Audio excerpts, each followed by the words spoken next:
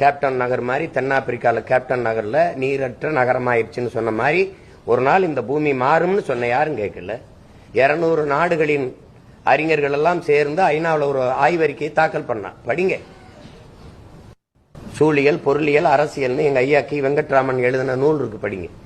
அதுல 12 ஆண்டுகளுக்குத்தான் பூமியின் வாழ்நாள் இருக்குது. அதுக்குள்ள பூமியை காப்பாத்தலைன்னா நம்ம எல்லாரும் அழிய வேண்டியதான அவன் சொல்லியே 4-5 ஆண்டுகள் ஆயிடுச்சு. ஒரு நாட்டு தலைவனுக்கு கவலைப்பட்டதா இல்லையே? இன்னைக்கு ஒரு அறிக்கை வருது, அதை பத்தி நீங்க யாரு கவலைப்பட்டீங்க? யார் தலைப்பு அடுத்து விவாதிச்சீங்க? இந்த பூமி நீரற்ற நிலமா மாறிடுச்சுன்னு அறிக்கை கொடுத்துட்டு போயிட்டான். ஐயா அப்துல் கலாம் இறந்து எவ்வளவு நாள் ஆச்சு? அவர் எப்ப பதிவு பண்ணார்? 800 கோடி மக்கள், அதுல 100 கோடி பேருக்கு தாண்டா குடிநீர் இருக்குன்னு சொன்னாரு. நீங்க எச்சரிச்சீங்களா? விழித்துக் கொண்டீர்களா? 2 விழுக்காடு தான் குடிநீர் இருக்கு. சரி, அது 20 விழுக்காடா உயர்த்தது எப்படி எவனாவது சிந்திச்சானா? இதை வித்தா நல்லா காசு சம்பாதிக்கணும் நினைச்சானா ஈனப்பைய? இது எவ்வளவு கோர சிந்தனை! தண்ணீர் விற்பனைக்கு வந்த மாதிரி காற்று வராதுன்னு நீ எப்படி நம்புவ? என்ன உறுதியை தருவ? எங்கேயாவது இங்க தாய்ப்பால் விற்பனைக்கு எழுதி வைப்பானா? ஆனா தண்ணீரை விற்கிறான்ல.